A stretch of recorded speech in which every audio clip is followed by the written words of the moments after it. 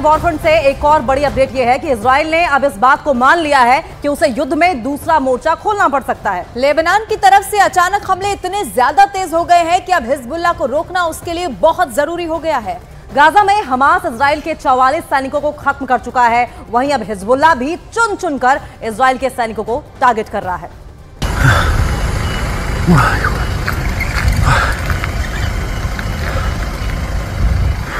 ये गाजा नहीं है, ये हमास भी नहीं है, ये है उत्तरी इजराइल। लेबनान से लगे हुए इस इलाके में जैसे जहन्नुम की आग जल रही है। इजराइल अब लेबनान को गाजा बनाने की तैयारी में जुट गया है, क्योंकि हिजबुल्लाह ने इस हमले को अंजाम दिया है। इजराइल और लेबनान बॉर्डर पर हुआ यह हमला एंटी टैंक मिसाइल से किया गया है। दावा किया जा रहा है कि इस हमले में इजराइल के कई सैनिक बुरी तरह घायल हुए हैं। अगर ये हमला बड़ा लगा तो इस अटैक को देखिए। हिजबुल्लाह के लड़ाके रमीम बैरक के पास एंटी टैंक मिसाइल फायर करते हैं और फिर होता है ये धमाका।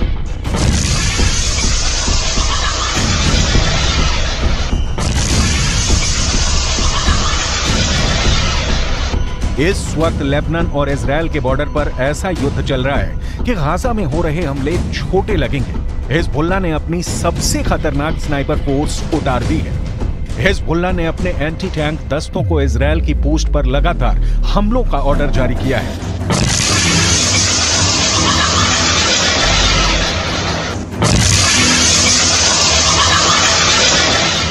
इन धमाकों ने एक बड़ी गारंटी दे दी है।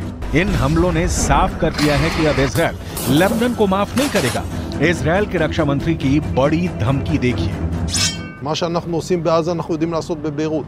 מה שאנחנו עושים בעזה אנחנו יודעים לעשות בביירות.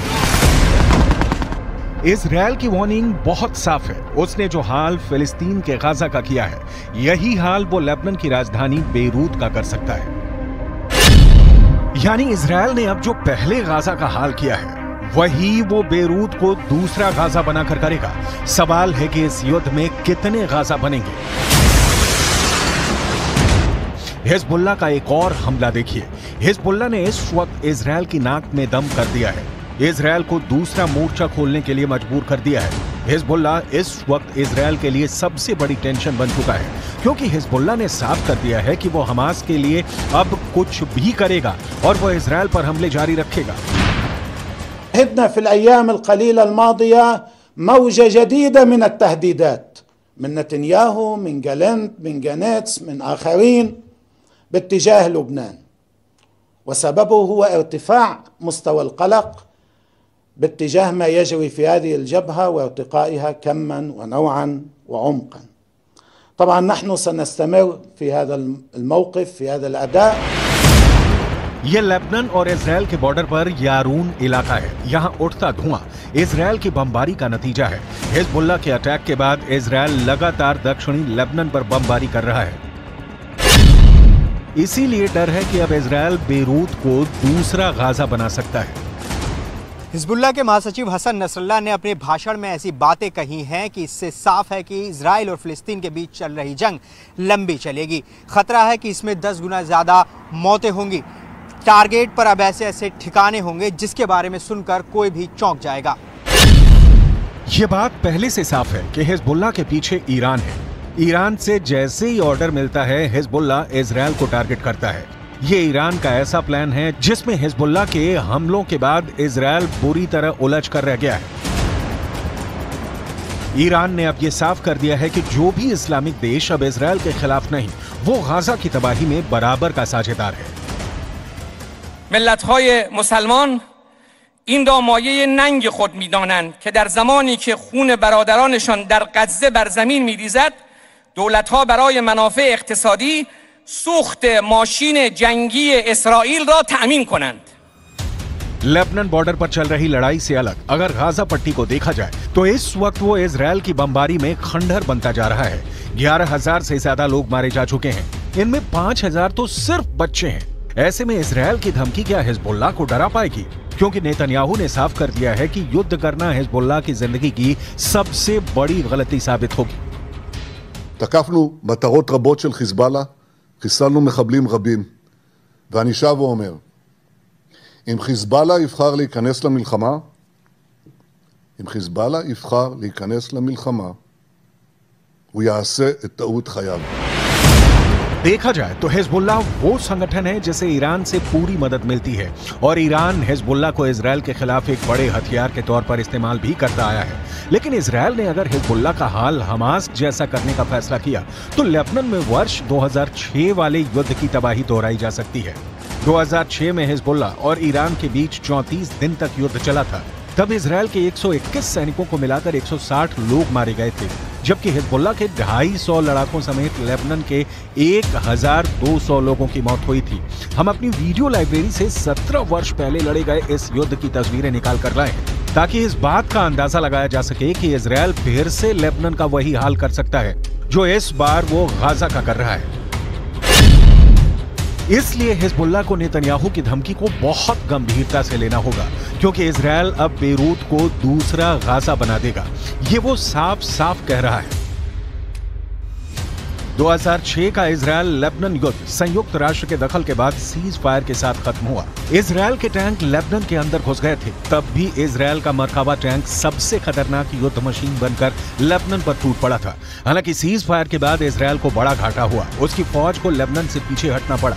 यही वजह है कि हिजबुल्ला 2006 में हुए युद्ध को अपनी जीत बताता रहा है, क्योंकि इजराइल एक सेना नहीं बल्कि मिलिशिया को भी हराने में नाकाम रहा था। हालांकि हिजबुल्ला को भी बड़ा नुकसान उठाना पड़ा था।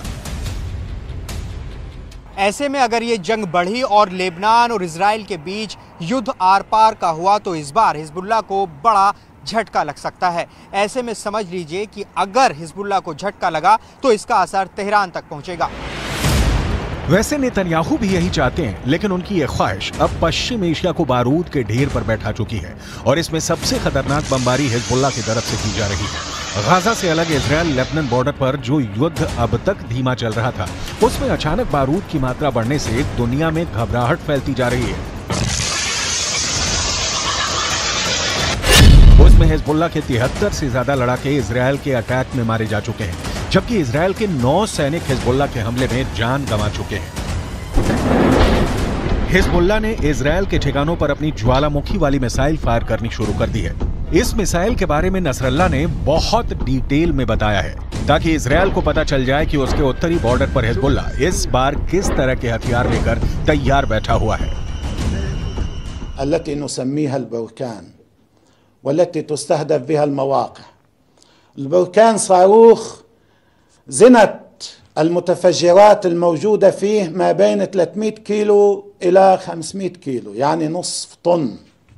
لكم أن تتصوروا نصف طن من المتفجرات يقع على رؤوس المواقع الإسرائيلية في المنطقة الأمامية وفي الحدود. अब हिजबुल्ला के महासचिव हसन नसरल्ला की तरफ से जो धमकी आई है वो इस युद्ध को किस लेवल पर ले जाएगी, इसे लेकर इजराइल के प्रधानमंत्री बेंजामिन नेतन्याहू ने भी तेवर कड़े कर लिए हैं। אנחנו ננצח. אנחנו לא נעצור עד לניצחון. אני עומד בקשר רצוף עם נשיא ארצות הברית ג'ו ביידן.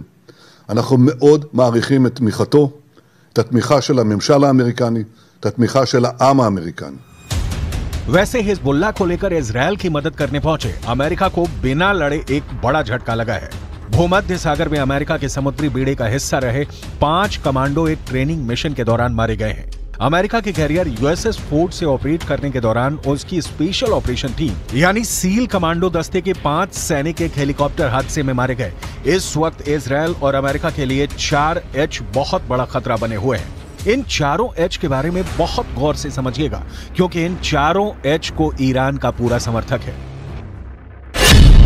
एच से हमास, एच से हिजबुल्ला यानी लेबनान का मिलिशिया, एच से इराक का मिलिशिया हश्द अल शाबी, एच से हूथी यानी यमन का विद्रोही गुट। इजराइल के शहर टारगेट पर हैं और गाजा में बमबारी के खिलाफ हिजबुल्ला और हूथी दोनों ने अपना हथियार गोदाम खोल दिया है। लेकिन ऐसे हमलों और गाजा पर बमबारी जारी रखने के बीच नेतन्याहू ने अपना वॉर ट्रायंगल तैयार कर लिया है। नेतन्याहू के वॉर ट्रायंगल में सबसे बड़ा कोना गाजा में हमास का पूरी तरह खात्मा है। नेतन्याहू के वॉर ट्रायंगल में दूसरा बड़ा कोना लेबनान में हिजबुल्ला का अंत है, जबकि नेतन्याहू के वॉर ट्रायंगल में तीसरा सबसे खतरनाक कोना है सीरिया, जहां से इराक का मिलिशिया हश्द अल शाबी इजराइल के बॉर्डर तक पहुंच सकता है। यही वजह है कि सीरिया पर इजराइल की एयरफोर्स ने हमले तेज कर दिए हैं। ये तीनों जगह इजराइल के बॉर्डर से लगी हुई हैं और इजराइल इन्हें अपने खिलाफ सबसे बड़ा खतरा मानता है। इजराइल के जवाबी हमलों को देखकर कोई भी नहीं कहेगा कि इजराइल अब पीछे हटेगा। उसके रास्ते में जो आएगा इजराइल अब उसे मिटाना चाहता है, फिर चाहे वो हमास हो, हिजबुल्ला हो, यमन हो या फिर ईरान। इजराइल का इरादा पक्का है, जो उससे टकराएगा चूर चूर हो जाएगा।